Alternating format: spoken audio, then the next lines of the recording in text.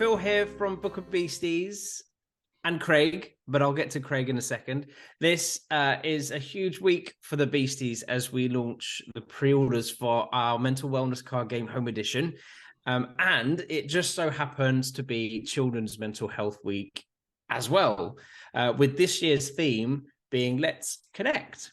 As such, I thought it would be a really good idea and the perfect time to do a proper introduction into Craig, who is our CEO and a good friend of the Beasties, and have a bit of a chat with him about children's well-being, building stronger connections with our children and families, and about the whole topic of connection. So before I get stuck into the questions, Craig, do you want to, keep it short, but do a bit of an introduction to yourself? Excuse me. Thank you, Phil.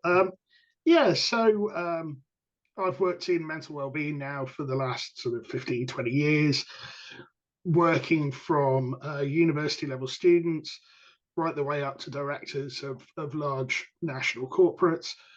I work in one-to-one sessions, and I also work from the point of view of corporate wellbeing.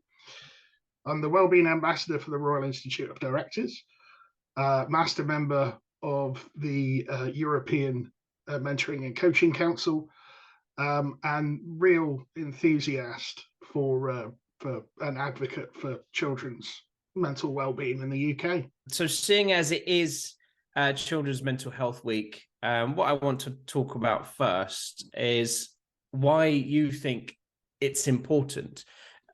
Is there an increased need for a focus and awareness about children's mental health and well-being? Or do you think it's something that we're kind of getting better at doing and dealing with over time? Children's mental health and mental well-being has always been something that we should be aware of. After all, children are the next generation as they come through. They're the ones that set the standards and the goals for the next generation, and so on and so on and so on. Up until sort of recently, teachers and parents and caregivers and nursery nurses, these were the type of people that ordinarily we would expect to be dealing with the well-being of a child. However, as we've gone on in time, we've had greater demands placed on actually every single one of those individuals. So teachers now have to deal with rising standards, Ofsted reports, higher classroom numbers, lower amounts of money for resources and extra individuals within their classroom to enable them to give the time that they really want to give to children. Parents, most parent families now, especially if there are two parents in the family, are both working to try and keep on top of the rising cost of everything. If it's a single parent family, again, that parent is normally working as much as they possibly can to be able to do the very best they can by their children. So actually that sort of child interaction is something that is starting to decrease. We as humans are social creatures, and we learn from our elders and the elders within the groups and the people that we trust.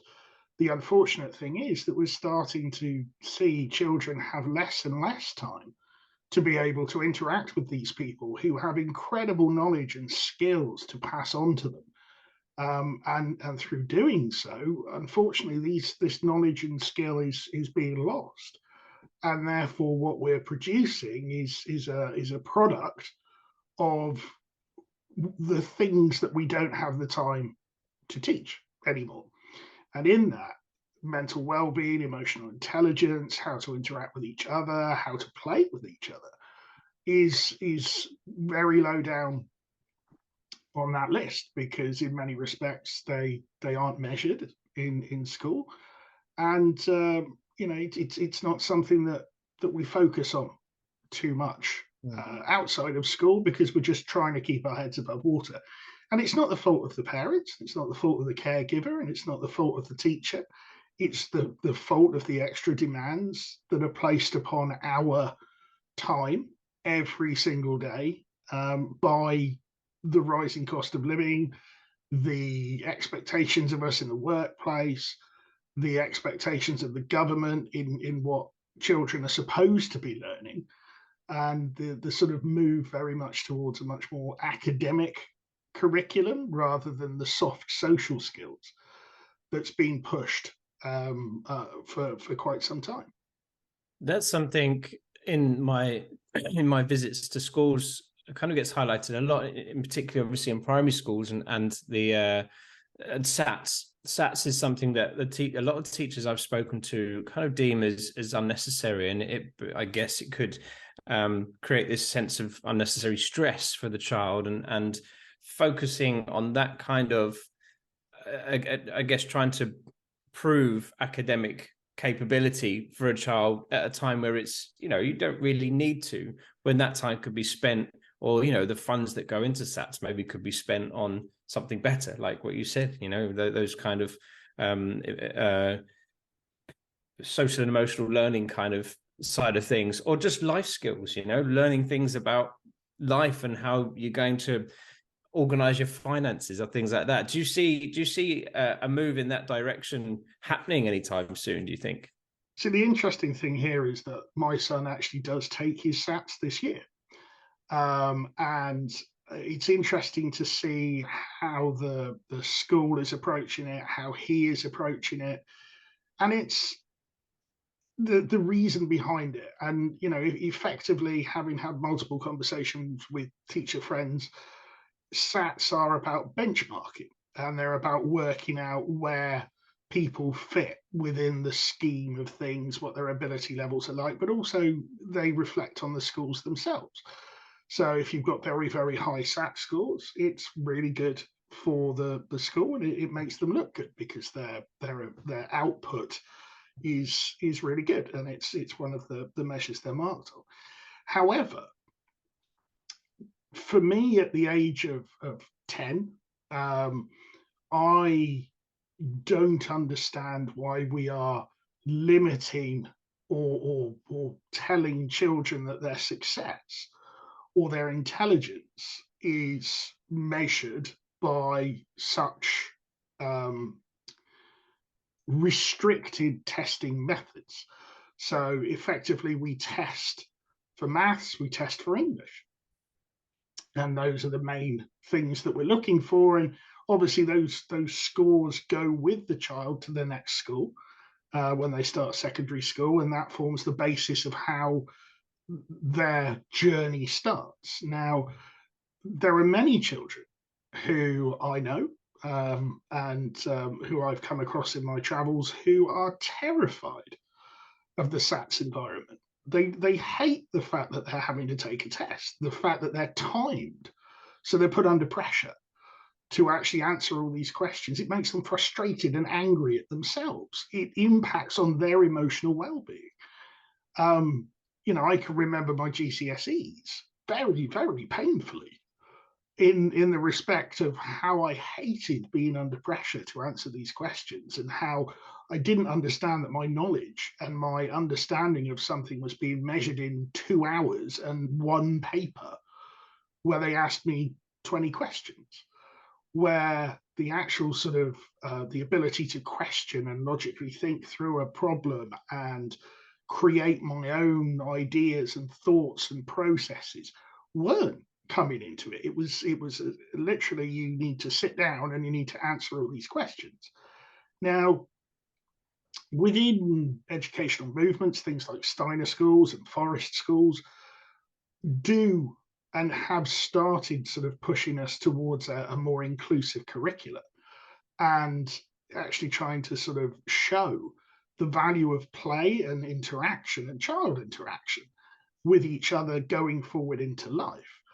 And again, for me, I would be much happier with my son or grandchildren or whoever coming through a much more rounded curricula that focused as much on the ability to learn through play.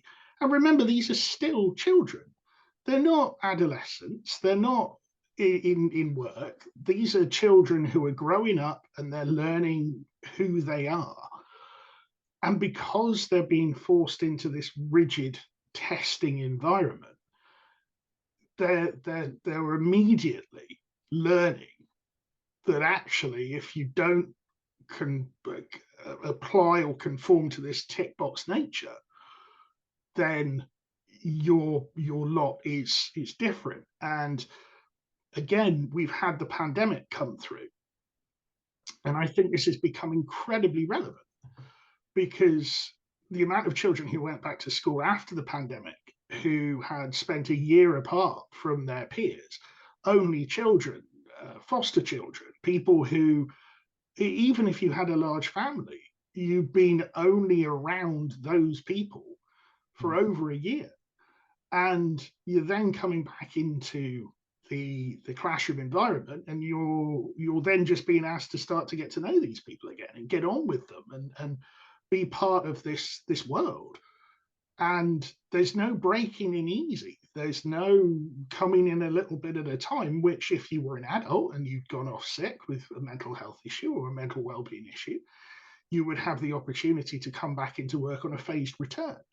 So you could just build yourself back up to get to where you are. We didn't do that with our children. What we did was we went, you know what, guys, it's now time you can go back because mum and dad need to go into work. We're going to throw you all in back together, and hopefully, fingers crossed, we won't have too many problems. And again, what we found is the stats appear to be pointing to the exact opposite, that actually the children who have come back have not only lost that teaching, but they've lost those emotional growth years where they've not had the ability to work out right from wrong. They've not had the ability to experiment and work out where they fit and how they fit into the world. Mm-hmm.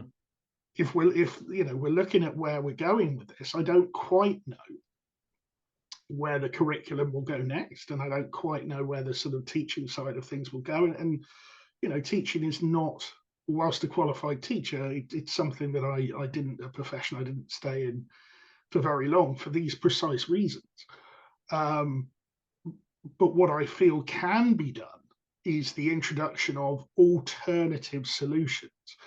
And by alternative solutions, I don't mean, although there is a place for everything, and electronic based things, apps and things like that.